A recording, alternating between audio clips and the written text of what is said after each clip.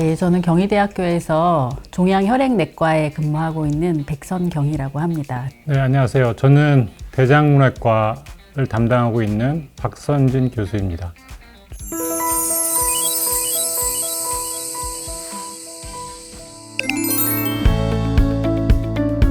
보통 내과에서 환자를 의뢰를 주시고요.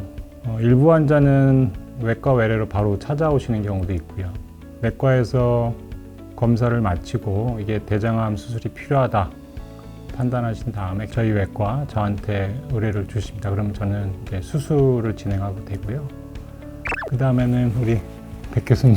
저는 이제 주로 수술하기 전에 그 항암 방사선을 하고 난 다음에 어떤 항암제 치료가 필요하거나 수술 후에 항암제 치료가 필요한 그런 이제 수술 전후의 항암제 치료 결정과 또 이제 이런 치료 부작용에 대한 관리를 하고 있습니다. 이런 수술적인 치료를 할 수 없는 환자들, 전이성 이제 직결장암 환자에서는 항암제 치료와 이제 환자분의 이제 전체적인 이제 치료 플랜에 대해서 환자분이랑 상의하고 치료 결정을 하고 있습니다. 예.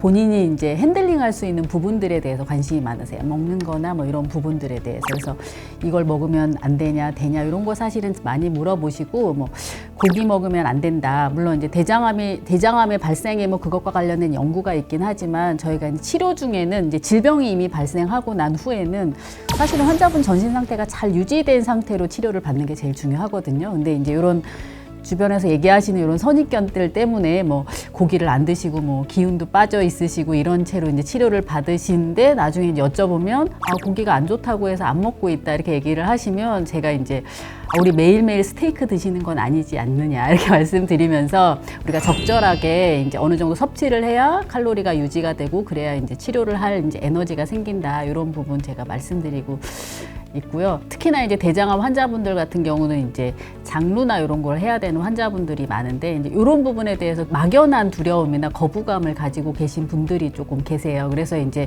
그런 부분에 대해서 이런 치료의 목적이 뭐고 이거를 왜 해야 되는지 이런 것들을 이제 같이 상의하고 말씀드리고는 합니다. 예. 저 같은 경우는 환자나 보호자분들께 말씀드리고 싶은 게 대장암이 생긴 이유는 자신이나 가족이 잘못해서 생긴 게 아니에요.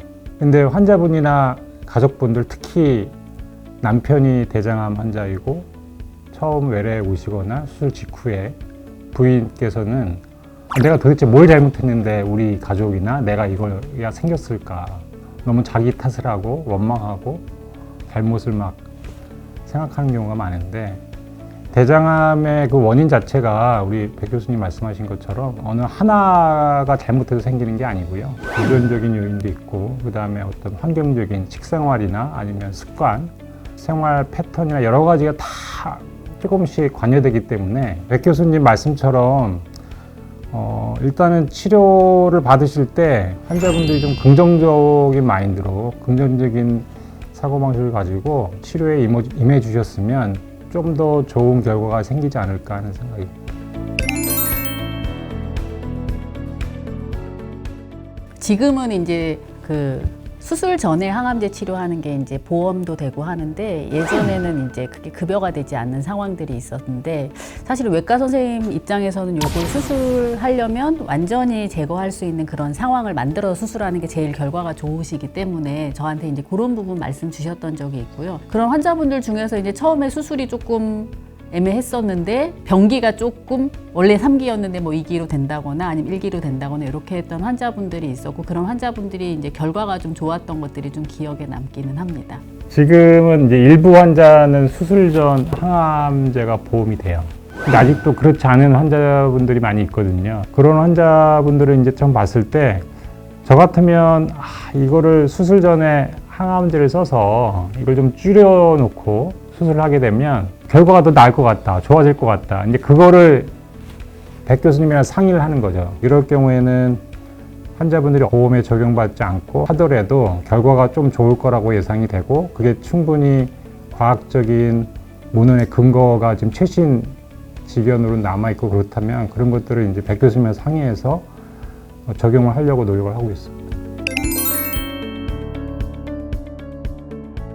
사실은 지금 이제 대장암을 보고 있는 파트가 뭐 진단 쪽에서는 소화기 내과의 교수님이 계시고 대장학문외과 교수님도 계시지만 대장암은 이제 간전이가 많이 되고 직장암인 경우에는 우리가 폐전이가 많이 되기 때문에 그런 부분에 수술이 가능한 환자분들에서는 적극적으로 수술하는 것도 굉장히 중요하거든요. 그래서 다학제적인 진료를 할 때 저희 각각의 연관 파트에서 소화기내과 교수님뿐만 아니라 대장학문외과 교수님, 간절제 수술하시는 교수님, 그리고 이제 흉부외과 교수님, 그리고 이제 영상외과 교수님 모두 사실은 환자 한 명을 위해서 굉장히 또 열심히 하시고 또 이런 치료가 필요하다고 하면 굉장히 적극적으로 수술적인 치료나 뭐 방사선 치료나 임해 주시고 계시기 때문에 다들 이제 적극적으로 환자에 대해서 이렇게 문의를 받았을 때 같이 고민하고 이런 부분들에 대해서 상의할 수 있기 때문에 저희 병원의 그런 부분이 강점이지 않을까 하는 생각이 듭니다. 예.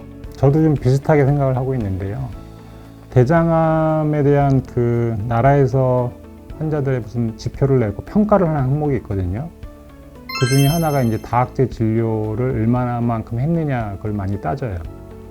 근데 이제 다른 병원, 다른 학교 선생님들 말씀을 들어보면 그 다학제 진료를 소집하고 모으는 것 자체가 굉장히 힘드신 경우가 많이 있는 것 같은데 저희는 아까도 말씀드렸지만 선생님이랑 뭐 내과 선생님, 영상의학 선생님이랑 필요하면 다학제 진료를 굉장히 빠른 시일 내에 금방 소집을 해서 전혀 불편한 게 없거든요. 다학제 진료하는 데 있어서. 그래서 치료 방향을 결정하고 아까 얘기한 것처럼 여러 가지 치료 방법을 퍼즐같이 연결이 되어 있는 거를 최상의 조합을 찾아내는 데 있어서 조금 더 강점이 있지 않을까 이런 생각을 하고 있고요. 스타트 라인, 출발선에서 뒤처져 있는 환자들이 이제 병기가 아주 높은 사람들, 그 다음에 전이가 되어 있는 사람들, 이런 사람들인데 그렇게 출발선이 뒤처져 있는 환자들을 대할 때는 특히나 다학제 진료, 다른 과 선생님들이 이렇게 협의를 해가지고 최적의 진료 순서나 조합을 찾는 게 굉장히 중요하다고 생각을 하거든요. 근데 그런 것들을 저희 경희대 병원, 특히 경희의료원에서 잘하고 있지 않나 이런 생각을 하고 있습니다.